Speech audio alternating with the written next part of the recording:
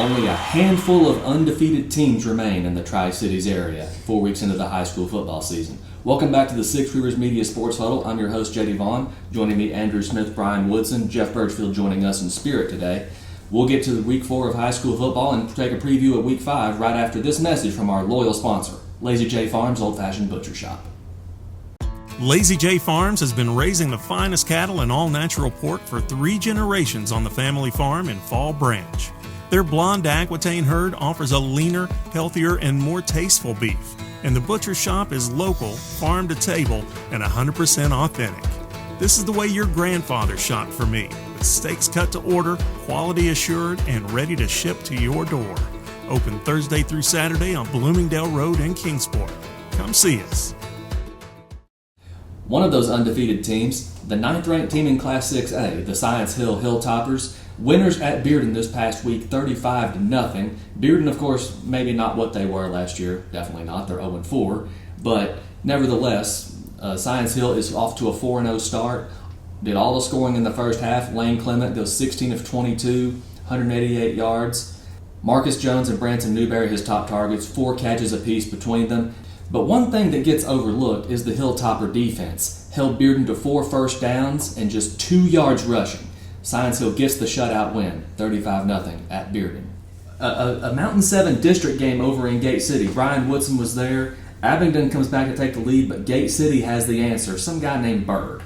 Yeah, Cory Bird was just terrific in the fourth quarter with 2 runs, a 77-yard touchdown run where he followed his blockers, did a beautiful cut across the field against the green, and just outran everybody to the end zone. Then later on, he added a 59-yarder going around the outside, just went right down the sidelines and outran everybody and had terrific blocking on both.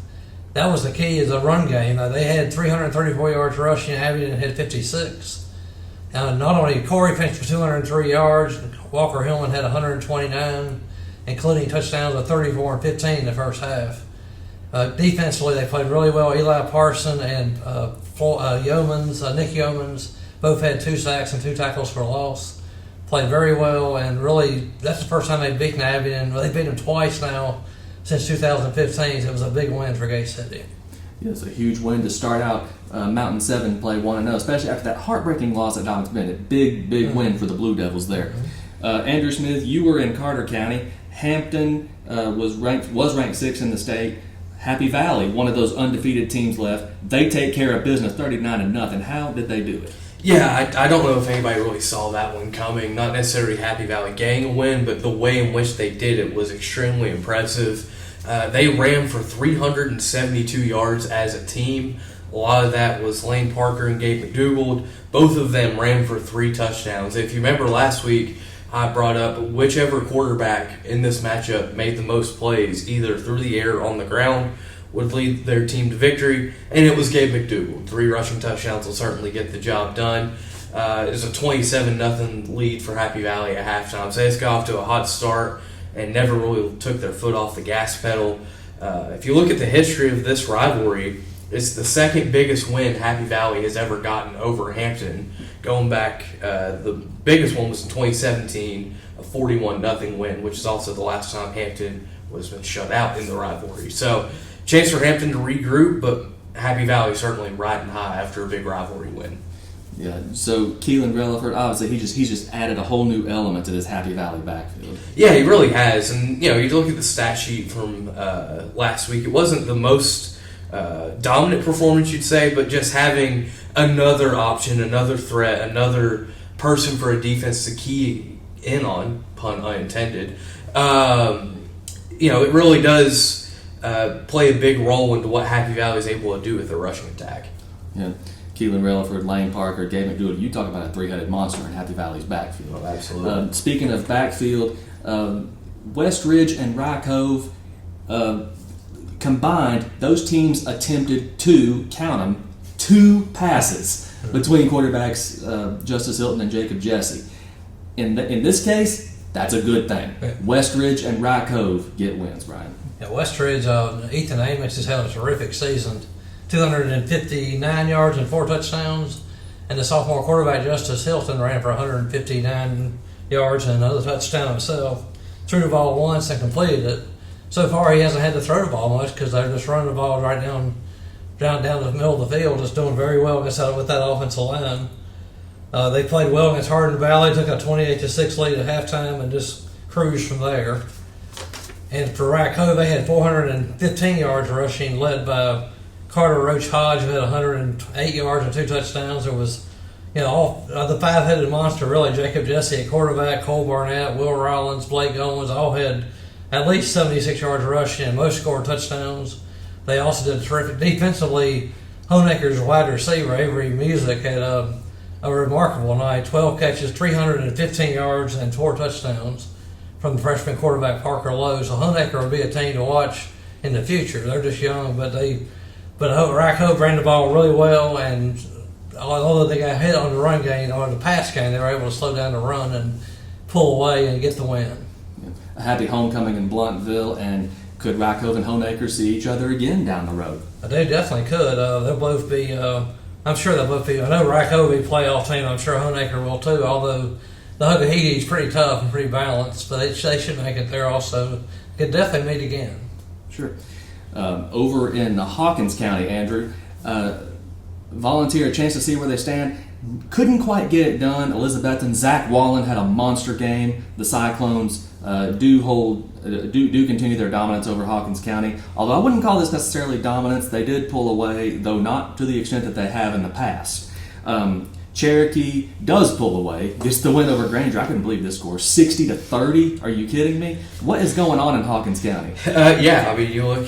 Start first as the Elizabethon Volunteer game. Elizabethon jumped out to a big lead, 31-7. But credit to Volunteer. They continued to chip away, try and fight back there as the game went on. But you mentioned Zach Wallen, 12 catches, 146 yards. You look at the overall stat line from quarterback Rhett Slagle of Elizabethon. 12 to 25, 255 yards and 3 total touchdowns. Just really had a good control of the game. Owen Fleener actually led the Volunteer rushing attack this week, not Bryson Christian. 118 yards for Owen Fleener. And a little history made for Sean Witten, tied his grandfather, Dave Ryder, for the most wins as a head coach in Elizabethon history. But the other side of things in Hawkins County, Cherokee just really showcasing their ability to run the football as of late. Jaden Weston specifically, 242 yards and 4 touchdowns. Just another big game from him. The Chiefs as a whole ran for 430 plus.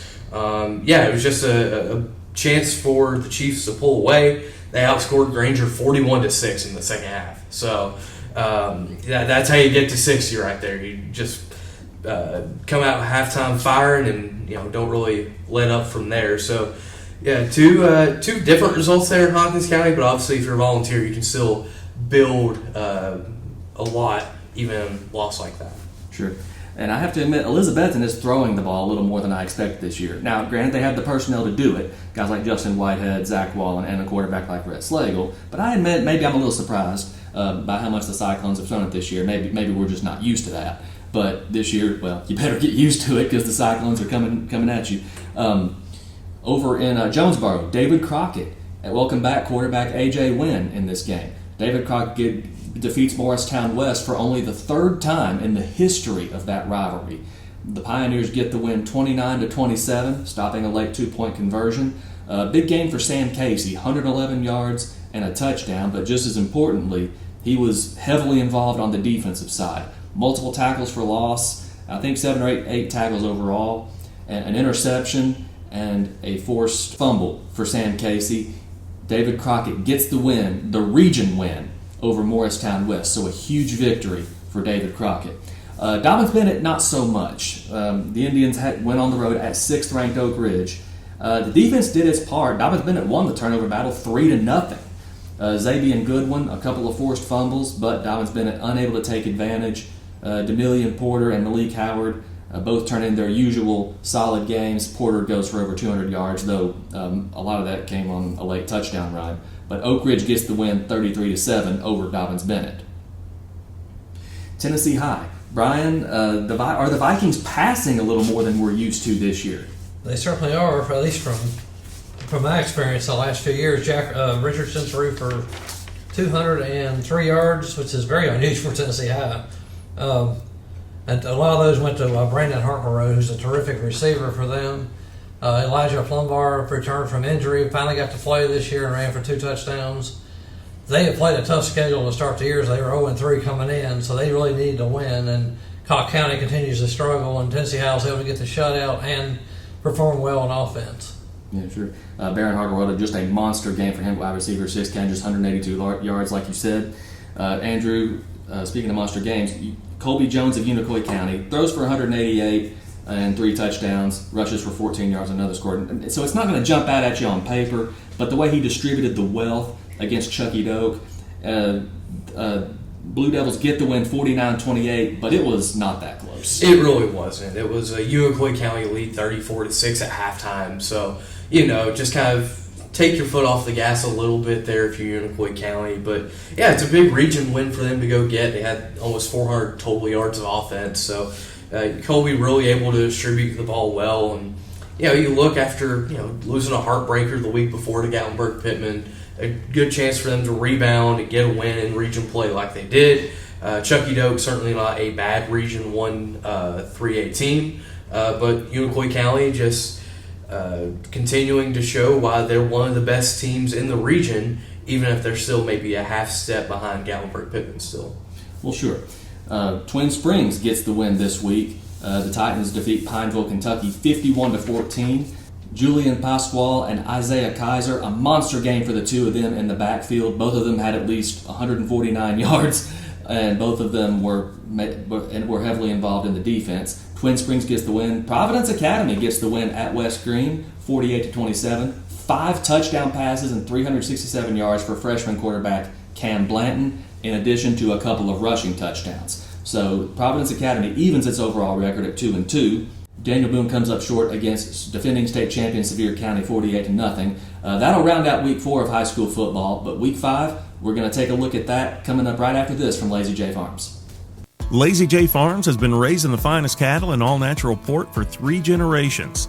Our blonde Aquitaine herd offers a leaner, healthier, and more tasteful beef that ships from our store directly to your freezer. This is the way your grandfather shot for meat, only now we wrap it, seal it, and send it right to your door. We have plenty of options to pick from, and they're all fresh and natural. Just visit our website at lazyjbeef.com and choose your package. We'll get it straight to you. Week 4 of local high school football is in the books, which means we're already almost to the halfway point of the football season. Crazy as that sounds, you wait on it so long, that's how fast it goes by. The days are long, but the season is short. But we're almost at the halfway point. Our game of the week this week takes us to Hawkins County. Elizabethton, the 8th ranked team in the state in Class 4A, on the road at Cherokee, 4-0. Andrew, what are you looking for in this game? There's a couple things I have my eye on looking at this one. First off, you take a look at last year, it was just Elizabethton domination, 41-13. I don't know if I quite see the same script playing out again this year. This is an improved Cherokee team. I'm really looking forward to this quarterback battle. You've got Rhett Slagle for Elizabethton. You've got Landon Jeffers for Cherokee. Both guys that are willing to throw the ball around if needed, and who knows, it may be. Cherokee averaging 45.5 points on the year per game. So if you're Elizabethton, you're either going to need to be able to step up defensively or lace up your track shoes and get ready to go up and down the field all night long. Now, the X factor to me is Jaden Wesson, this running back for Cherokee. He has had a monster past couple of weeks. Will Elizabethton be able to stop him enough to force Cherokee into obvious passing situations? Landon Jeffers can still beat you there, but you'd much rather have to worry about 3rd and 8 as opposed to 3rd and 3, where they can run, they can throw, they can do whatever. You feel much more comfortable as a defense in those obvious passing situations. So yeah, early down success against the Cherokee run game is my biggest key for Elizabethton going into this one. Sure. Not to mention Elizabethton still can run the ball. Justice Wallen, Jay Birdwall, and C.J. Mathis. How much do they get involved? Well, we'll have to wait and see. A big game for Cherokee if the Chiefs want to make that move up to the next tier in Region 1 4A and potentially secure that home playoff game come November. 2 polar opposite teams meet at Kermit-Tipton Stadium this week. 9th-ranked Science Hill, 4-0 in Class 6A, plays host to Cocke County, 0-4, of course from Region 1 5A. Cocke County, first time these two teams have met in a long time. But with Cocke County opening region play next week at Jefferson County, this could be, as overused as this term might be, a trap game. What did you like best about that game, Stacey? Well, I thought our defense played outstanding. I mean, a lot of 3 and outs, forced them to punt a whole lot and gave us a short field. As far as the offense, we've seen some better execution in throwing the ball and running the ball. I think our offensive line moved people well. I know, Bearden was down, of course, with all the turmoil they had went through, but I think that we executed well and we took care of some things. The penalties were kind of, still there. We got to eliminate some of those. No personal fouls or anything like that, but, still got to work on that side. But a lot of things were better and the execution was better. Obviously, Science Hill will be a heavy favorite in this game, as they should be. Speaking of heavy favorites, I imagine Westridge, they would have to be a heavy favorite at Daniel Boone this week. What do you look for out of the Wolves and out of the Trailblazers, Brian? Well, it's going to be a lot of Ethan Amix, who's already gained 695 yards and 10 touchdowns this season. He's had a terrific start. He's got a good offensive line that gives him holes. Justice Hilton hadn't had to throw the ball much, but the sophomore quarterback has done a terrific job of running the team and running the ball. And like I said, the line's been really good defensively. They've been able to slow teams down. And Daniel Boone, of course, is in their 18-game losing streak. They've been outscored 172-23. They just had a difficult time, and really they're going to have to get the ball to Drew Fleming and just hope he can try to open some holes and let him have a monster game. Because if not, I'm sure Westridge will probably roll to this one. Yeah. It'll be a battle of sophomore quarterbacks. Rye Stone, of course, for Daniel Boone. Of course, the question is how much Westridge will throw the ball, especially if they don't have to. Meanwhile, in Kingsport, it's homecoming at J. Fred Johnson Stadium. Dobyns-Bennett 3-1 hosts the 1-3 Hurricanes of Morristown East. Another game that could potentially be a trap game, with Dobyns-Bennett and West Ridge set to meet next week to open, not to open, but for a Region 1-6A game, which is going to be a huge game for the Wolves if the Wolves want to make that move up to the level of Dobyns-Bennett and the top tier in Region 1-6A. Morristown East, but even as Joey Christian said, Morristown East is not a team to be overlooked. We got to get more pressure on the quarterback because at times I felt like their quarterback was able to sit back there and kind of hold the ball a little bit till eventually somebody's going to come open. But yeah, I thought we had better linebacker play Friday night. That was the best we had played at linebacker. And our back end's solid, and our front end is, we're getting better. But I thought we played well. I thought our defense played good enough to give us a chance to win. Our offense has got to carry the weight. I see a team that plays really hard. When I look at, I showed the film to the kids the other day. It was a point in the game, and Morristown East was getting beat by a bit. And but you looked at the guys in the front six. Man, those defensive linemen were coming off the ball. They were coming off before the offense that was on there. Linebackers playing downhill, playing physical and everything. That's a real testament to Coach Kirkendall and his staff and how hard they would play. So the Dobyns-Bennett defense has been getting it done. 3 turnovers this past week against Oak Ridge, but the offense just has to cash in on those opportunities if the Indians want to be successful this year. Meanwhile, I don't know why this isn't a battle of ranked teams, Andrew, but Happy Valley, on the fringe of the top 10 in Class 2A, meets 10th ranked Unicoi County from Class 3A on Warrior Hill. A huge game, and if Happy Valley isn't ranked, if the Warriors win this game and still aren't ranked, I don't know what else is going on. I'm right there with you. I thought after the dominant performance they put up against Hampton last week, that would be good enough to put them into the polls, but they don't give me a vote. I don't know what's going on. So, but yeah, this will be a very fun rivalry renewal here. 3-1 Unicoi, 4-0 Happy Valley. It's a series that Happy Valley has struggled to find their offense in recent years. If you look at each of the last 4 matchups, Happy Valley has scored a grand total of 6 points in each of them. So if you want to get the upset here, you're going to need to be able to do a little bit more offensively, but I think this is a team that can. This is a rushing attack that's averaging over 300 yards per game as a team in Happy Valley. Meanwhile, You've got a more balanced attack, even more potentially of a passing attack. With Unicoi County coming in, we talked earlier about what Colby Jones was able to do, distributing the ball all over the place for Unicoi County last week. This will be a fun one. You would think if Happy Valley can win, surely to goodness they can finally get ranked. If not, I don't know what we're doing here. But it should be a fun one up on Warrior Hill for sure. Yeah. Now, of course, Jason Jarrett will give us the coach speak. It's not about the state rankings, it's about the playoffs and yada, yada, yada. But there's got to be something there. Yeah, and I think part of it, too, is like they're in Region 1-2A where there are only 4 teams. So you know you're going to the postseason anyway. So you've got to continue to find ways to motivate your guys and get them fired up for big games. And, well, use a potential slide of the polls would certainly be a way to do that. Yeah. Speaking of the postseason, David Crockett obviously takes a big step toward that with past week's win at Morristown West. This week, the Pioneers go to defending state champion Sevier County. But another game from Region 1-5A, or involving Region 1-5A at least, Tennessee High and Virginia High, Brian. Yes.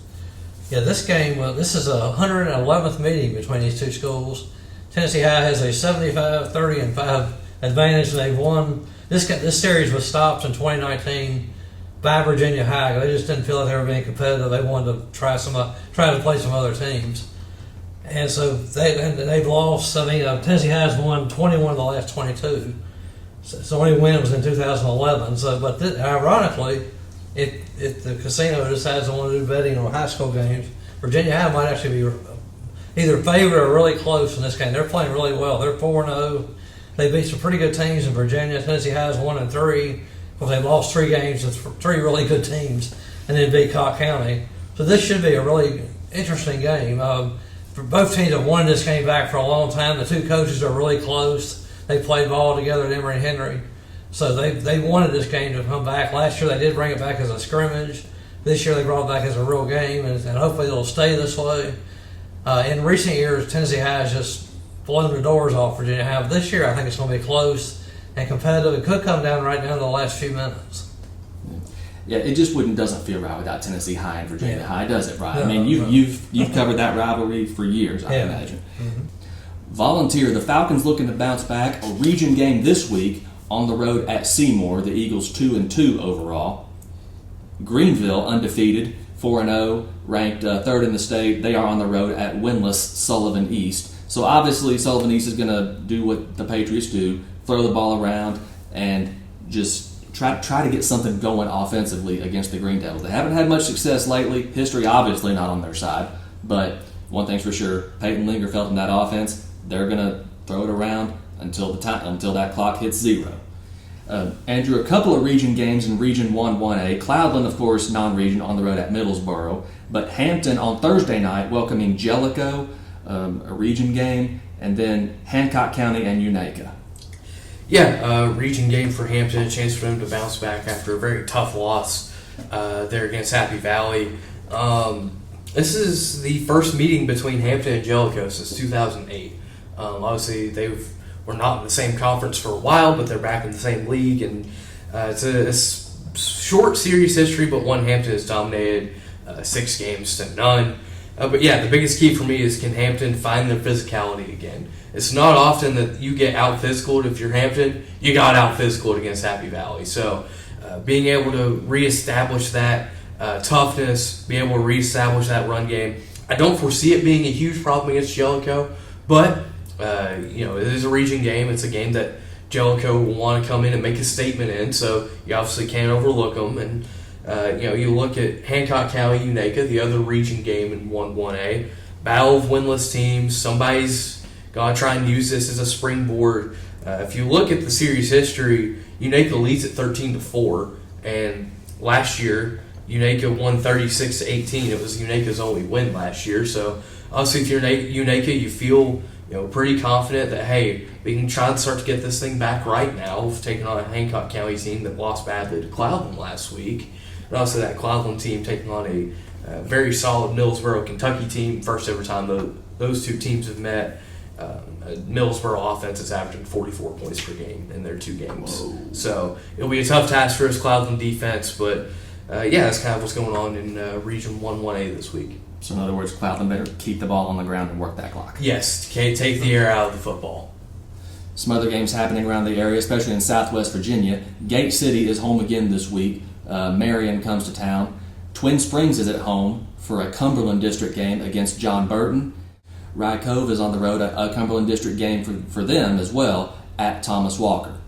That's going to wrap it up for this week's edition of the Sports Huddle. Thank you to Andrew and Brian and Jeff, and thank you to Lazy J Farms for their loyal sponsorship.